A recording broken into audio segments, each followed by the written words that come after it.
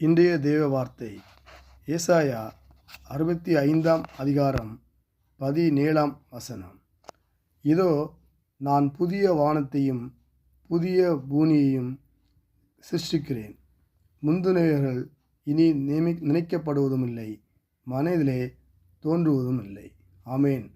அன்பின் ஆண்டவரே, இந்த புதிய நாளை தந்ததற்காக உங்கள் நன்றி செலுத்துகிறேன். ஆண்டவர், நீ சொன்னது போல பழையவைகளை எல்லாம் ஒழிந்து போன எல்லாம் புதிதான எழுதப்பட்ட கர்த்தாவே, பழைய காரியங்களை கொடுத்து நாங்கள் சிந்திக்கக்கூடாதபடிக்கு கர்த்தர் புதிய காரியங்களையும் புதிய நன்மைகளையும் தரும்படியாக ஜெபிக்கிறேன். தேவன் நமக்கு புதிய தொடக்கத்தை தருவதாக வாக்குத்தத்தம் செய்கிறார். கடந்த கால வேதனைகள், கண்ணீர்கள், கவலைகள், துக்கங்கள் இனி இது நினைவாக கூட வராத அளவுக்கு அவர் நமக்கு புதிய விடை தருகிறார். இது வெறும் வெளிப்புற மாற்றமாக இல்லாமல் நம் இருதயத்திலும் வாழ்க்கையிலும் தேவன் செய்கிற புதிய செயலை குறிக்கிறது. இன்றைய நாளிலும் நாம் நேற்றைய சுமைகளை சுமந்து கொண்டு சொல்ல வேண்டாம். கர்த்தர் சொல்கிறார், இதோ நான் புதிய காரியங்களை செய்கிறேன் என்று. நாம் அவருடைய நம்பிக்கையோடு அவருடைய வார்த்தைகளுக்காக காத்திருக்கிறது நல்லது. அவரை எதிர்பாருங்கள்.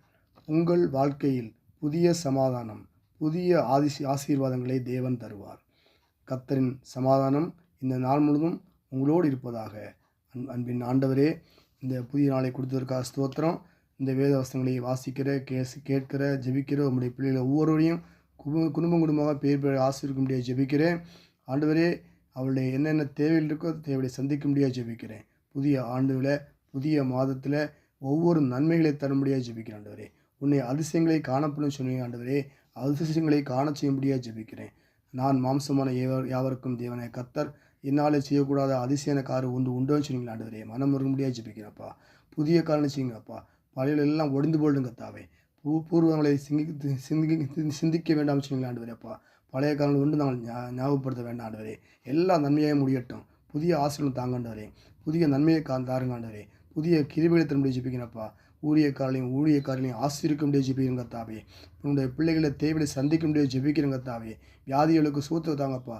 ஆண்டு சிறுமும் மீட்புமாகி இயேசு கிறிஸ்து நாமத்தில் ஜெபிக்கும் நல்ல பிதாவே. ஆமென்.